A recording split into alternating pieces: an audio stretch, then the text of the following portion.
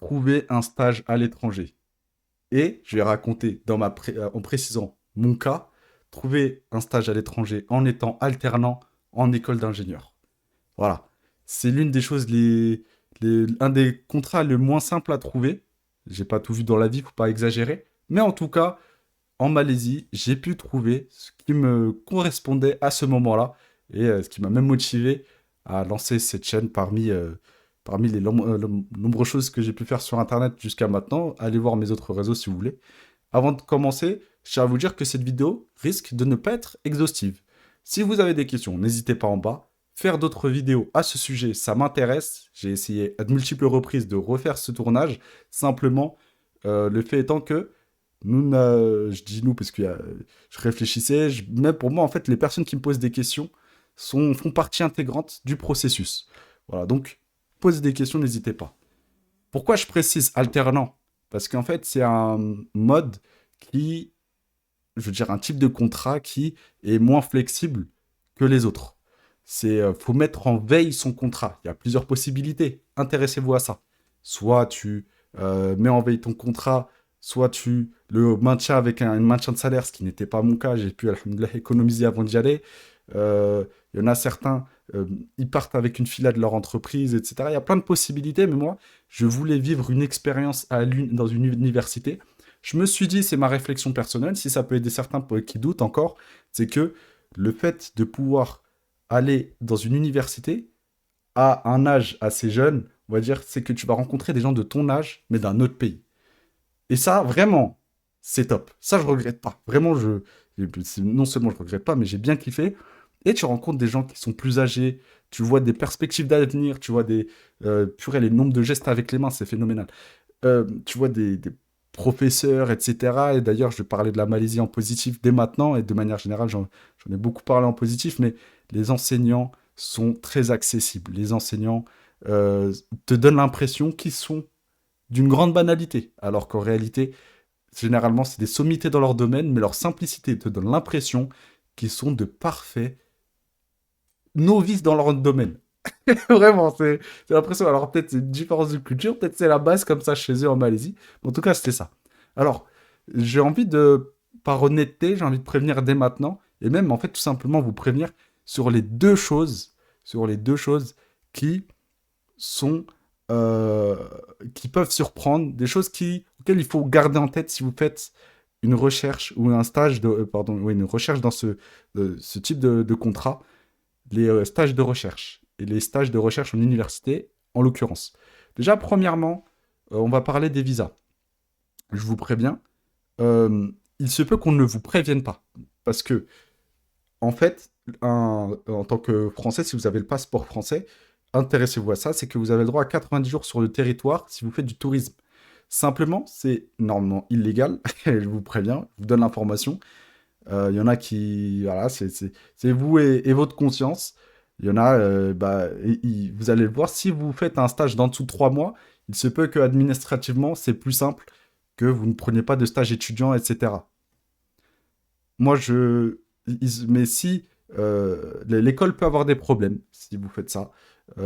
C'est pour ça que même à la douane, etc., il y a même j'ai ouï dire qu'il y avait des écoles qui disaient, bah voilà, ne dites pas que vous êtes étudiant, etc., parce que vous n'êtes pas censé travailler si vous êtes avec un visa touriste. C'est pour ça qu'il faut vous prendre à l'avance, si possible, du mieux que vous puissiez faire, c'est de prendre votre visa étudiant comme ça, vous êtes tranquille. Euh, appelez l'ambassade malaisienne, tout simplement. Maintenant, le deuxième point, c'est que si vous allez dans une université, il y a l'aspect très important des frais de scolarité qui varient fortement en fonction de l'université dans laquelle vous allez. Une université qui a la cote, ça peut être 1 000 € pour aller dedans, tout simplement. Et une université qui n'a pas la cote, j'ai pas dit nul, hein. J'ai dit une qui a moins de visibilité, moins de partenariats, etc. J'en sais rien, moins de grande ouverture à l'international. C'est entre 100 et 150 euros, c'est possible. Donc, et c'est possible que vous ayez une réduction si votre université est partenaire avec leur université, votre école, etc. C'est pour ça, regardez d'abord en interne. Maintenant, comment j'ai trouvé mon stage à l'étranger, je pense que c'est la chose pour laquelle vous avez cliqué sur cette vidéo, c'est tout d'abord minimiser personne. Moi, j'avais demandé J'avais déjà fait des recherches de stages de recherche ailleurs, etc. Mais là, on m'avait indiqué que c'était possible en Malaisie. Et j'ai fait la même démarche où vous allez sur les sites, vous cherchez par exemple, imaginons que vous êtes dans la data, parce que ces derniers temps, j'ai beaucoup de potes qui sont dans la data. Vous cherchez, je sais pas moi, un centre de recherche en Haïti, Malaisie, Kuala Lumpur, Johor Bahru, je sais pas moi, n'importe quelle ville qui peut avoir là-bas où il y a des universités. Vous cherchez, et là, vous allez tomber sur des centres de recherche. L'avantage, c'est que leurs emails, les emails des personnes travaillant dans ces universités sont publics, parce qu'en en fait, ils sont dans les papiers de recherche, ils sont dans l'organigramme. Allez chercher dans l'organigramme des sites concernés. Voilà, tout simplement. Il y aura l'onglet, il y aura directeur de recherche, toutes les personnes qui sont en train de faire leur thèse, etc.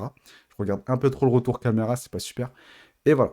Donc, cette petite technique où vous envoyez, vous mettez en copie les autres, vous montrez que vous êtes intéressé à leur centre de recherche en disant, j'ai vu que vous avez fait tel papier de recherche sur comment nettoyer plus efficacement la donnée dans tel truc. Voilà, vous montrez que, évitez peut-être les liens à l'intérieur des emails parce qu'il se peut que ça soit mis en tant que spam ou en tant que virus. Donc, parce que dans mes recherches, je vous donne les chips, hein. Dans mes recherches, bah, j'ai déjà pu faire ça. Et voilà, ça c'est la première technique. Alors pourquoi, maintenant je vais expliquer pourquoi je pense que déjà ces techniques-là, de chercher sur Internet, contacter directement de manière informelle les personnes, respectueuses mais informelles, je m'explique, hello, what's up, I'm from France, nanana, petit accent français, c'est écrit par les messageries électroniques, parce que parfois même il y a les numéros de téléphone qui sont disponibles. C'est top, non? Voilà. Donc, là, je vais vous dire, parce qu'il se peut que vous pensiez à l'entreprise. Je veux juste faire ça. Je vais peut-être clôturer la vidéo maintenant, comme, juste après cette information-là. Si vous avez d'autres questions sur le prix, etc., j'en ferai une autre vidéo. Sinon, je pense que ça sera trop long. Le point important, c'est que le fait de faire un stage dans une entreprise dans les pays d'Asie, que ce soit Japon, Corée, etc., en fait, le principe de stage, pour eux, c'est pas forcément très commun. Le fait de faire un stage dans une entreprise où ils vont se dire, prendre quelqu'un qui ne connaît pas forcément bien notre culture, qui risque de partir après qu'on l'ait formé, que plein de choses mises bout à bout peuvent leur faire dire, bon, c'est pas très utile de prendre un stagiaire. Vous pouvez tenter, vous pouvez essayer. Si vous avez la contact, si votre entreprise a des contacts là-bas ou une filiale à l'étranger, et je suis pas, et surtout c'est ça, c'est allez-y, c'est possible, vous avez 20 000 fois plus de chances que moi. Simplement, bah, c'est plus simple dans les universités. Ils ont l'habitude d'avoir des étudiants internationaux. Les process sont automatisés, pas automatisés, mais voilà, c'est plus simple. Dans tous les cas, euh, allez-y, prenez de l'avance au maximum. Si vous entendez maintenant cette vidéo, bah, c'est peut-être un signe, j'en sais rien, quelque chose qui devrait vous pousser à aller chercher. N'hésitez pas à aller voir les anciens élèves, les gens de votre promo. Et moi, c'est comme ça, c'est que moi, il y avait par un concours de circonstances, j'avais eu l'occasion de pouvoir juste simplement tourner la tête, discuter avec mes camarades et leur dire est-ce que vous connaissez des gens qui ont fait leur stage en Malaisie? On m'a dit oui. Il y avait une certaine camarade, il faut name drop quand c'est dans le positif, qui s'appelait Margot. Elle m'a dit je connais un gars qui s'appelle Thomas, qui voilà, il m'a donné les informations du mieux qu'il pouvait à ce moment-là. Et voilà. Et moi maintenant, bah, j'espère pouvoir vous les fournir. Si vous voulez une autre vidéo sur les prix, etc., avec grand plaisir peut-être faire une autre vidéo là-dessus. J'ai pas envie d'effrayer les gens avec une vidéo de 40 minutes. Mais voilà, et puis, en plus, cette vidéo-là, des tarifs, etc., peut être utile même pour les gens qui parce que, tiens, j'ai qu'à donner des bribes d'informations quand même. J'ai pas envie de faire le mec avec des cliffhangers de fou. Bah, par exemple, essayez de prendre votre